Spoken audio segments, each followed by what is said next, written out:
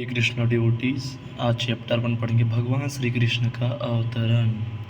एक बार यह संसार ऐसे राजाओं के अनावश्यक सैन्य शक्ति से बोझिल हो गया जो वास्तव में असुर थे किंतु अपने आप को राजा मान रहे थे। तब सारा संसार विक्षुब्ध हो उठा और पृथ्वी की अधिष्ठात्री देवी, जिसे भूमि कहते हैं, इन आसुरी राजाओं से उत्पन्न अपनी विपदाओं को बताने के लिए ब्रह्मा जी के पास गई। भूमि ने गाय का रूप धारण किया और वह सजल नेत्रों से आंसू भरकर ब्रह्मा के समक्ष प्रकट हुई। वह शोकार्त थी और श्री भगवान की करुणा जगाने के लिए रो रही थी। उसने पृथ्वी की विपदाग्रस्त स्थिति का वर्णन किया। इसे सुनकर ब्रह्मा अत्यंत दुखित हुए। वे तुरंत क्षीर सागर के लिए चल पड़े। वहाँ भगवान श्री विष्णु निवास करते हैं। ब्रह्मा जी के साथ शिव जी इत्यादि सारे देवता थे और भूमि भी उनके साथ बोली। क्षीर सागर के तट पर आकर ब्रह्मा जी भगवान विष्णु को, जिन्होंने पहले वराह का दिव्य रूप धारण करके पृथ्वी लोक की रक्षा की थी, प्रसन्न करने का उपाय करने लगे। वैदिक मंत्रों में पुरुष सूक्त नामक एक विशेष प्रकार की प्रार्थना है। सामान्य रूप से देवतागण इसी पुरुष सूक्त का उच्चारण करके भगवान श्री विष्णु को नमस्कार करते हैं।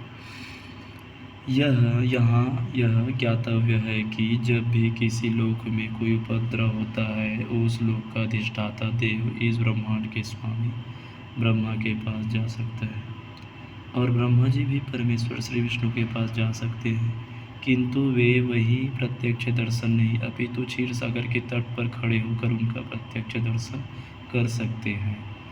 इस ब्रह्मांड के अंतर्गत श्वेत द्वीप नामक एक लोक है जिसमें क्षीर सागर है। विविध वैदिक वांग में से ज्ञात होता है कि जिस प्रकार इस लोक में लवण सागर है, उसी प्रकार अन्य लोकों में भी अनेक प्रकार के तरल सागर है। कहीं क्षीर सागर है तो कहीं तेल सागर है और कहीं सूरा सागर है तथा अन्य तरलों के सागर है। पुरुष सूक्त ही वह आदर्श प्रार्थना स्तुति है जिसे देवता गण श्री क्षीरोदक्षाय श्री भगवान को प्रसन्न करने के लिए पढ़ते हैं। क्षीर सागर में शयन करने के कारण वे क्षीरोदक्षाय विष्णु कहलाते हैं। वे ही श्री भगवान हैं जिनसे इस ब्रह्मांड के समस्त अवतार प्रकट होते हैं। जब सभी देवताओं ने श्री भगवान की स्तुति पुरुष सूक्त द्वारा कर ली तो उन्हें प्रकट रूप से उत्तर नहीं मिला। अतः ब्रह्मा जी स्वयं ध्यान करने में लग गए और तब भगवान श्री विष्णु ने उन्हें एक संदेश भेजा। ब्रह्मा ने इस संदेश को देवताओं को प्रेषित कर दिया। वैदिक ज्ञान प्राप्त करने की यही तो विधि है।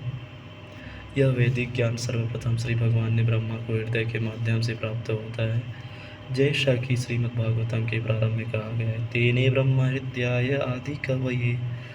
वेदों का दिव्य ज्ञान हृदय के द्वारा ब्रह्मा तक प्रेषित हुआ। उसी प्रकार यहाँ भी केवल ब्रह्मा ही भगवान श्री विष्णु द्वारा प्रेषित संदेश को समझ पाए और उन्होंने तुरंत कार्यवाही के लिए देवताओं को प्रसारित कर दिया।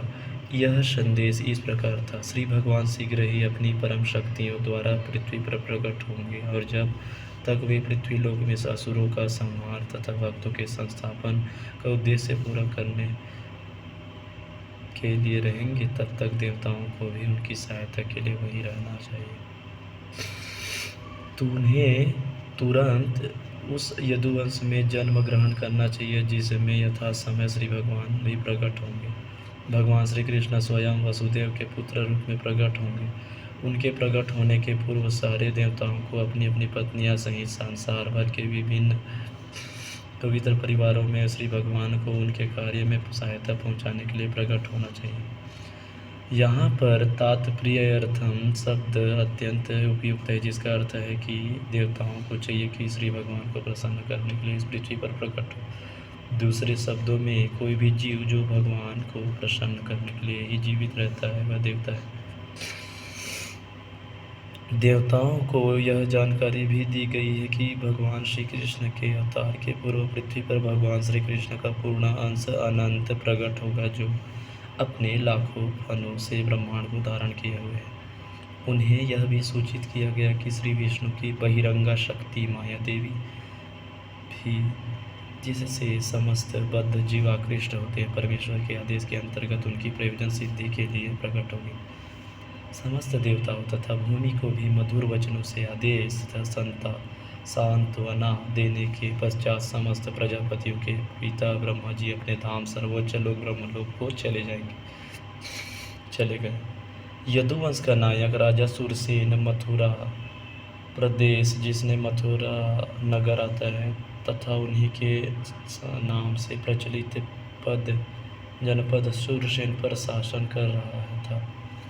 राजा सुरसेन के शासन के कारण मथुरा नगरी समस्त यदु राजाओं की राजधानी बन गई।